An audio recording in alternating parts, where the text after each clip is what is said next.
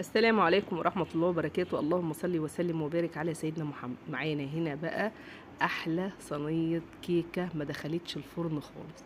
صينية كده ترطب على القلب في الجو الحر اللي احنا شايفينه ده.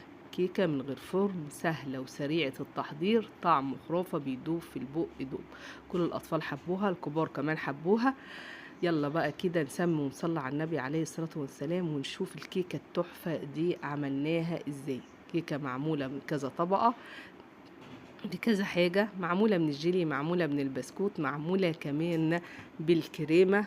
كيكة تحفة، طعم ميكس ما بين كل الحاجات اللي احنا قلناها، ادى الطعم الخرافة والشكل الخرافة اللي انتوا شايفينه ده. طعم تحفة بيدوب في البق، بترطب جدا من غير فرن. مش محتاجين ان احنا نولع فرن علشان الجو حر، عايزين حاجات سهلة، حاجات سريعة، حاجات ترطب في الجو اللي احنا شايفينه دوت. ايه رأيك في الكيكة قبل ما نخش ونشوف الفيديو؟ الكيكة طبعا بتتكلم عن نفسها، عاملينها من اوراق الشجر. اوراق الشجر ديت شوكولاتة. يلا بس نخش كده ونشوف، ما نقطعش الفيديو عشان نشوف كل حاجة في الفيديو عملناها ازاي. بسم الله توكلنا على الله. معانا هنا بقى بسكوت اللي احنا عاملينه مع بعض في الفيديو اللي فات. مسكناه هرسناه كده هرسة بسيطة او جرشة بسيطة. هنجيب 3 معالق من النشا او معلقتين من النشا حسب كمية البسكوتة اللي عندك. عليهم ربع كوباية من المية، هتدوبي النشا تماما لحد ما تدوب خالص. وبعد كده هنحط عليهم 3 معالق من السكر او 4 معالق حسب المذاق اللي انتي عايزاه. بعد كده هننزل عليهم بكوبايتين من الحليب او 3 كوبايات من الحليب حسب كمية البسكوت اللي عندك. لو انت شايفة الكوبايتين هيغطوا البسكوت كفاية حسب حجم البسكوت اللي انت عاملاه. هنرفع كل ده على النار، هنضيف له كيسين من الفانيليا او الفانيليا السايلة لو عندك.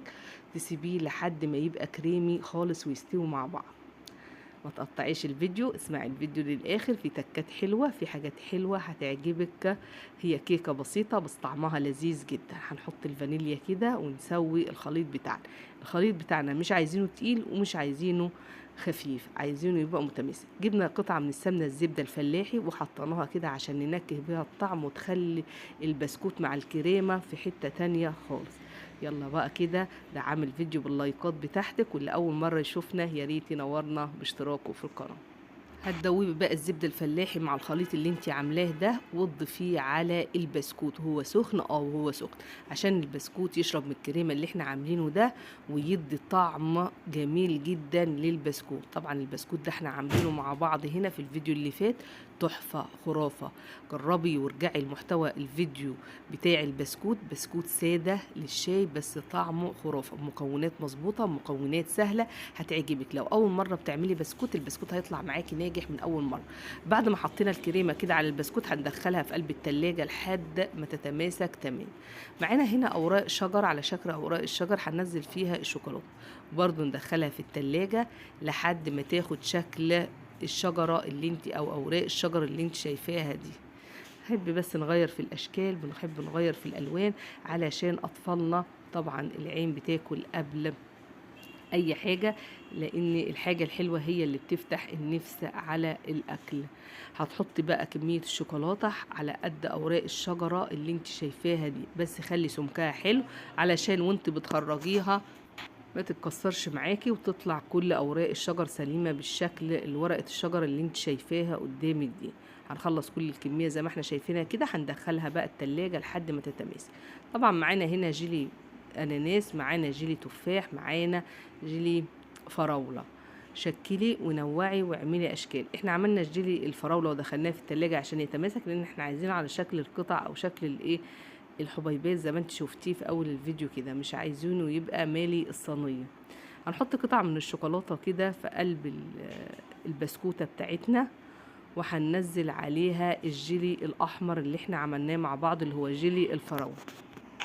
الشوكولاته دي يا جماعه بتدي طعم حلو قوي مع البسكوت مع الكريمه مع الجيلي، بتغير نكهه الكيكه بتاعتك تماما جدا. ما تستغنيش عن الشوكولاته، ممكن تستغني عنها بس هي فعلا مديه تيست وطعم حلو قوي لقلب الكيكه بتاعتنا. طبعا البسكوته جودتها عاليه لانك انت عاملاها بايدك. دي شكلها بعد ما حطينا كده جيلي الفراولة وحطينا بقى عليه بصي اوراق الشجر اللي احنا عملناه بالشوكولاتة مع بعض. ادت شكل وجمال جدا للكيكة بتاعتك، وبصي شكلها خرافي. احنا كنا ممكن نستكفى بكده، يعني نحط طبقة الجيلي الحمرا ديت ونحط عليها اوراق الشجر وخلاص على كده، بس حبينا نحط الجيلي الاناناس عشان يدي ميكس وطعم كمان للجيلي، ويبقى النكهة بتاعته عالية جدا. بتفرغي بقى الكيكة من الجناب كده علشان لما ننزل بجيلي الأناناس يوصل للقاع اللي تحت، عشان كل الطبقات تتماسك مع بعضها. هو طبعا هنا بقى كان دافي، سيبناه لما برد خالص علشان لو حطيتيه وهو سخن هيسيح الشوكولاتة، هيسيح الجيلي اللي تحته، فهي يعني خليناه يبقى بارد خالص كده قبل ما يتماسك، وبعد كده صبناه. هتدخلي الصينية بتاعتك في التلاجة تاني لحد ما تتماسك ويطلع معاكي القالب بالشكل اللي انت شايفاه ده. طعمه كان خرافة، جربوا الوصفة ان شاء الله هتعجبكم. وصفة سهلة، وصفة سريعة، من غير فرن، من غير أي مجهود، كلها طبقات بتحطيها على بعضها بس بتدي نكهة وميكس حلو قوي مع الكريمة، مع البسكوت، مع الجيلي، مع قطع الشوكولاتة اللي احنا حاطينها، سواء قطع الشوكولاتة او اوراق الشجر اللي بالشوكولاتة، مدية ميكس وطعم حلو، شكل جديد. ده هيعجب اولادك، هيعجب ضيوفك، حاجة سهلة ممكن تقدمها لضيوفك وتعجبهم ان شاء الله.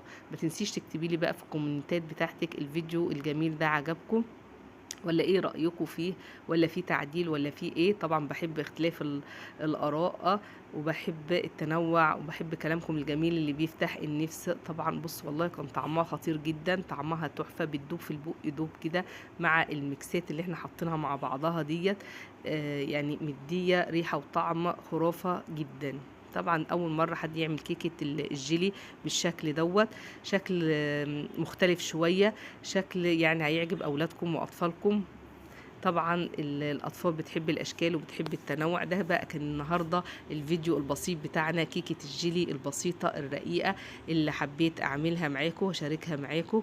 يلا ما تنسوش اللايك والشير للفيديو. لاول مره يشوفنا يا ريت ينورنا باشتراكه في القناه علشان نتشرف بيه ونقدر نفيده باي معلومه، ويقدر يفيد غيره بالمعلومه اللي بيعرفها، ودايما نكون في عون بعض كده ونساعد بعض ونتعلم من بعض. وده كان الفيديو بتاعنا النهارده، الكيكه البسيطه الرقيقه، كيكه الجيلي. والسلام عليكم ورحمه الله وبركاته.